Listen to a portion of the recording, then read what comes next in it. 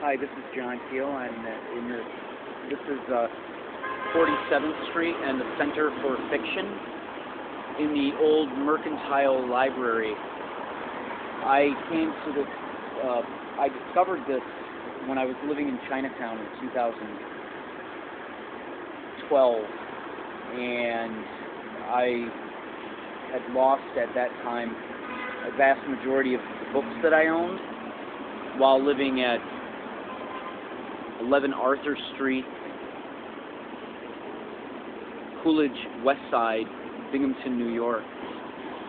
I lived there from August of 2007 to 2010 June, the last day of June, and then the full time I lived at that residency, forced to live there by my trustees, Matthew Kehoe of RBC Wealth Management, Wesley Hills in Boston, Massachusetts, and at the time my other cousin, trustee Bill Kehoe, he worked at Gorman, Watchowitz, Gorman and Schmidt in Utica, New York. He now works at Clark Attorney, Lawyer Maryland or something, but these two trustees of mine working for the CIA black budget forced me to live there, and it took me 6 months when I began to protest in 2009 to leave. By 2009 I had over 4,000 CDs stolen out of that in one clump, along with books, more than 200 books, well over, box loads of books and CDs, more than $6,000 I can attest to, was stolen, with books and CDs alone, and that happened in March of 2008, and I continued to live there, and the police wouldn't do anything. Attorney General's office in Binghamton wouldn't do anything, and my cousins wouldn't do anything, and I was forced to live there and I got $110 from my trust weekly in a check, and my brother was stealing $4,500 US, $5,000 US, give or take, somewhere between that total, 5,000, between $4,500 to $5,000 every 6 months, and he had already netted probably about $8,000 between November, December of 2006 to February of 2007. He had acquired about $8,000 US of mine. And when it was all over in 2010, about April, May, when I got a lawyer, he basically stole, it was up near $35,000 US, all while I was being tortured and had my apartment entered regularly on a regular basis, and they had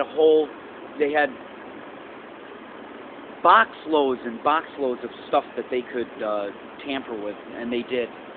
I lost much of my writing. The only writing I didn't lose was what I could download from discs that I had in 2010, 2009, but much of everything, and it's horrible not having a library. I own 2 books now. Other books that probably about like 12 to 15 or 20 books are with somebody that worked for this, and I had cut off my association with him on the 27th or 28th of August. Yeah. Books. I love books. So what do you do if I love my books? You steal my books. That's what the United States has done to me. and then they prance people, hey, you wanna, yeah, I'm gonna write, yeah. Oh, I love my book collection. Oh, yeah, yeah. When they stole my books in Binghamton, I would go to the coffee shop or a library, and they would do this. And then when I went into the local bookshop down on Main Street, I forget the name of it, but I would go in there, it's an independent bookshop right over the bridge in Binghamton. They'd send people in there, and the people would talk about books that were stolen. Hey, how about that? Cornell West book. Yeah, oh yeah. Hey, Derrida. Yeah, oh, how about the Henry Miller? Yeah, you got your Henry Miller? I got my Henry Miller. Yay. Hey, yeah. They stole, I had a list of books and titles of music that they stole, but that was gone. They stole that through stealing everything I owned, except the clothes on my back, and the one scarf I was wearing. On February 2nd, 2011, when the police knocked on my door and they said, we heard you're a threat, we're going to take you in. They had no warrant. They burst in and they walk around my room, put me at unease, and this was just to get me to stop talking to my senators in New York about the illegitimate use of weapon systems based on aerospace and classified technology. That's all.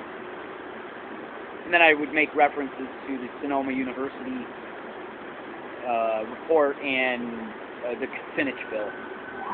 And then I didn't really go into the horrible, horrible details that involve my life every day in Binghamton, New York, and here too.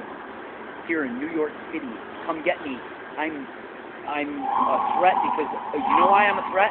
I go to Uzbekistan restaurants and I order kebab, and I read the New York Times and the FT, and I sit in libraries and blog about the horrors of this country and what they've done to me, and I have to leave. Bye. Bye. Yeah, I'm trying to leave. So, you beat me up, you terrorize the hell out of me, you try to do all these things using people doing horrible things to me, including my friend that I was staying with in Astoria. I could go into details, but I won't.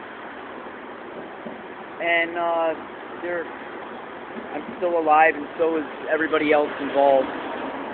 Well, unless they, yeah, I have no idea. Here we are, Manhattan. Yeah, ciao.